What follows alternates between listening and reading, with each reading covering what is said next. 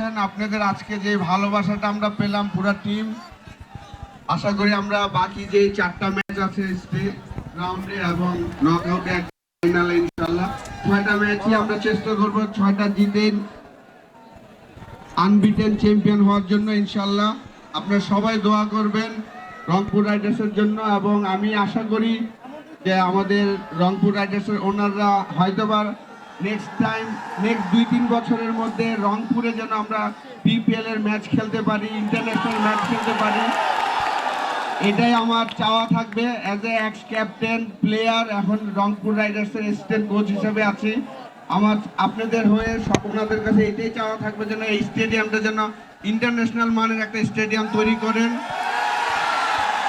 তাহলে আসলে আমাদের ক্রিকেটটা এগিয়ে যাবে। কারণ প্রত্যেকটা বিপিএল এর টিম যদি তাদের নিজের জায়গায় গ্রাউন্ড তৈরি করে, প্র্যাকটিস ফ্যাসিলিটিস তৈরি করে, তখনই কিন্তু আসলে আমাদের ক্রিকেটটা ডেভেলপ করবে।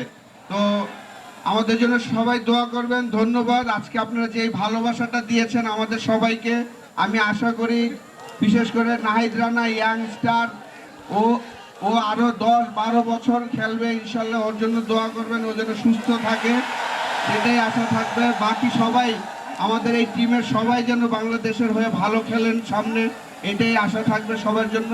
ধন্যবাদ। আসসালামু আলাইকুম।